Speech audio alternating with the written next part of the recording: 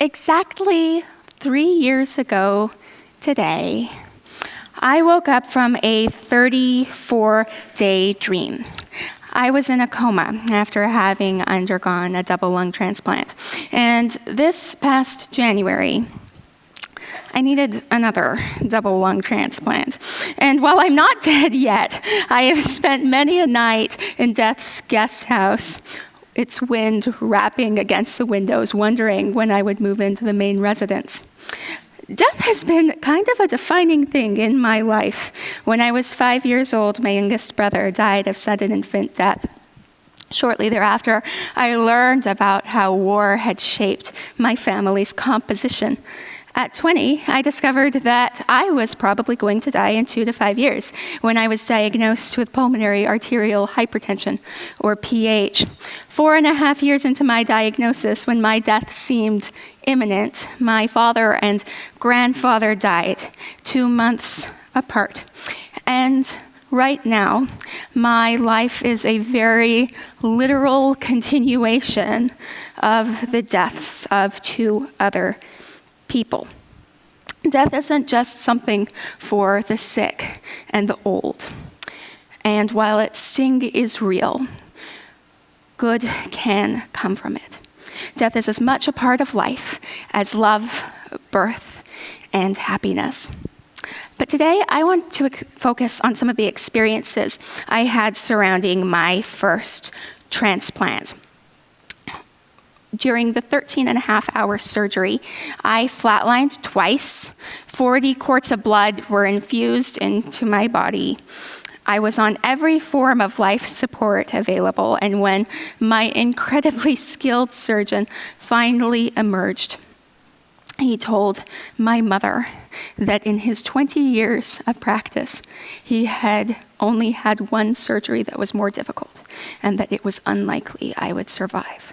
For the next month, I was in a coma. I was never brain dead, but I think you could pretty fairly call my condition undead. But balancing on mortality's blade isn't a bad place to gain a little cosmic understanding. Imagine your mind free from waking inhibitions for 47,520 minutes. That's 396 feature-length films worth of dream reel.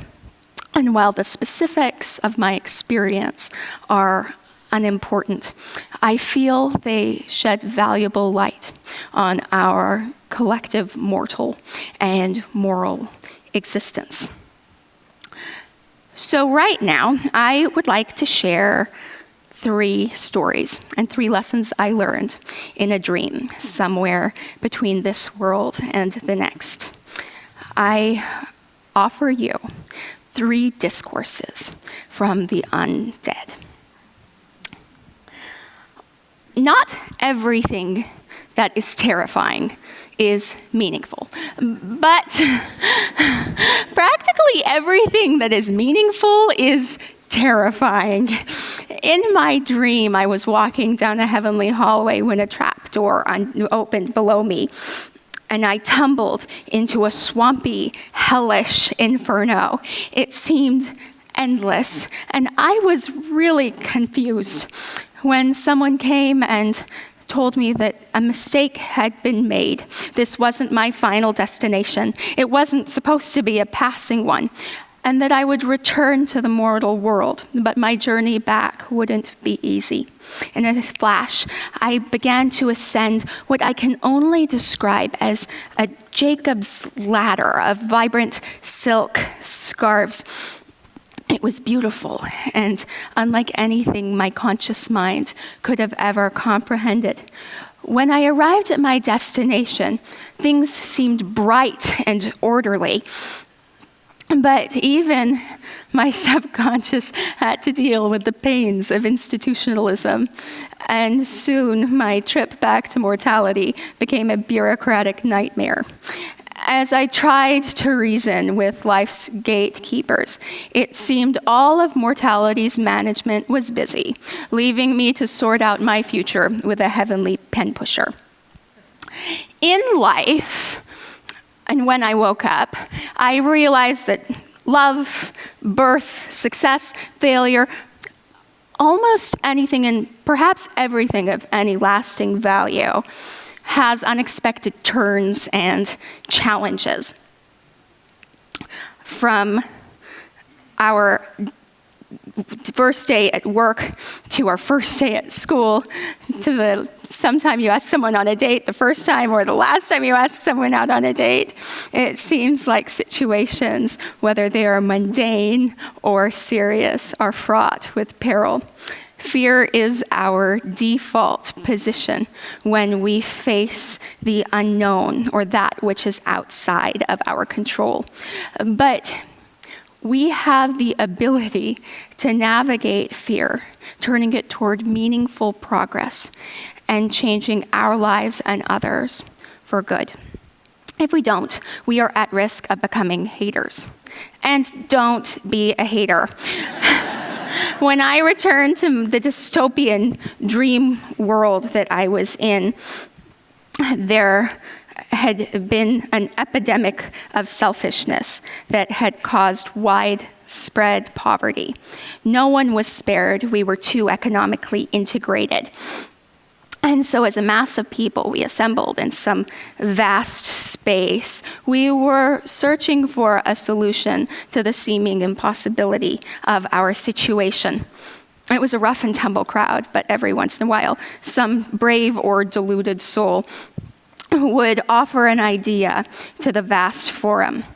While the plans had their merits and their weaknesses, there was never a meaningful discussion because any and every idea was met with a barrage of opposition and personal attacks. This process repeated itself over and over again as a small, negative, and very vocal group forced our entire civilization deeper into crisis.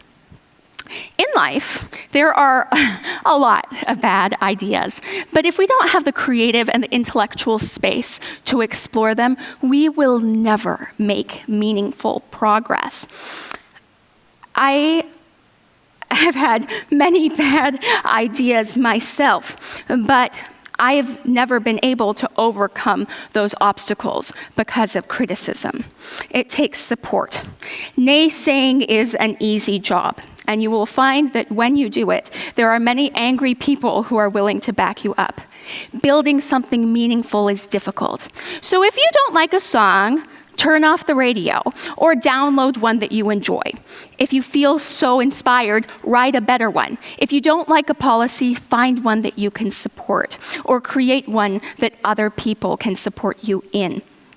But activism is not the same thing as whining, and they are often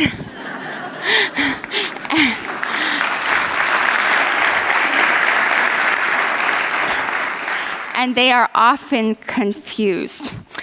So be active, not destructive.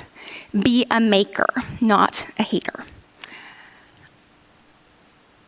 Even the apocryphal insanity of my dream world eventually calmed to something that was more familiar and something that looked a lot more like real life. I began to perform again, singing all over the world and performing in opera houses that I had always dreamed of singing in. I sang for world leaders and at major international events. I got married and I had a family. And then I began to reject my lungs. Months passed and my physical condition continued to deteriorate, becoming more and more desperate. But even when the concerts had ended and the Klieg lights went dark and my voice was silenced, one thing continued. Even in a dream, as death slipped from my fingertips, I was enveloped by the one thing that is eternal: love. The quest for immortality is as old as history, probably as old as time itself. We seek it in surgeries and in success. We sell it in bottles and in books. But there is only one thing that allows us to transcend death. The fountain of youth exists within each of our bodies and souls in an inexhaustible supply. And we each have the ability to have immortality through love's power. Regardless of your beliefs about the nature of the soul, love and hate reverberate through time and space, echoing into eternity and shaping the cosmic trajectory of the universe. Sometimes life puts these events into actions, and sometimes it's death. I stand before you today because someone died and because they chose to be an organ donor. I am incredibly fortunate. But if I reject these lungs, which in time I eventually will, it is highly unlikely I will receive another transplant. 18 people will die as we sit in this auditorium waiting for a match. 10,000 more will die this year waiting for a transplant. And 100,000 people languish on lists that we can eliminate. The problem is, while 90% of people say that they support organ donation, fewer than half of that number are actually signed up as organ donors. I don't think this disconnect is caused by people being bad. I don't think it's caused by selfishness. I don't even think it's caused because people don't care. And I don't think it's caused because of a misunderstanding of the medical process. I think that we are afraid of death. And it's no wonder. While other taboos have been broken, death is an outlier. And most of us are uncomfortable or unwilling to discuss it in a meaningful way. While we can talk about sex and we are obsessed with gore and violence, death is something we don't discuss in polite company. And our unwillingness to engage in that conversation is having devastating economic, cultural, and social ramifications. At some point, we have each worshipped at the altar of youth, wealth, and success, hoping that if we excommunicate death from our discourse, it will pass over to the next house. But regardless of how hard we try to avoid it, death is an essential part of life. And once we come to peace with our own mortality, we can finally start living lives worth dying for. There's something divine that when we have breathed, when we have taken our last breath and we literally have nothing left to give, that we can give life. So become an organ donor. Sign up today. Talk to your family about it. Tell your friends on Facebook or on Twitter. They're members of the Washington Regional Transplant Community waiting in the lobby to help you sign up right now. Because death is so much more than a tragedy, and it can be so much more than a bitter end. And we can have peace now, knowing that when the day comes, when we don't wake up, someone else will. A year ago, my life had taken some of the turns that I'd previously witnessed in my dream. I recovered from my first transplant, relearning how to breathe, how to eat, how to move, walk, talk, and eventually how to sing. I began to perform in lots of exciting places, and for world leaders. I debuted at Lincoln Center, and I began to reject my lungs. I married the love of my life, and the rejection continued. In January, I was on the most advanced forms of life support, waiting for a match, and willing to be a match if I passed. 1 week ago, I learned about another person who was in a similar situation with a different outcome. An hour from my hospital bed was a mother of great faith who loved to sing. She died unexpectedly, and when she did, her 19-year-old daughter, who was also a singer, told doctors that there was more to death than death, that good could come from bad, that music could come from silence. Her mother left the best of what she was in her children, and I discovered she also left it in me. Each note I sing is with her breath, and each breath I take is because of her. Each word I speak is a reminder of her final example that we each can follow. Because when we die, our dust will go to dust or to life.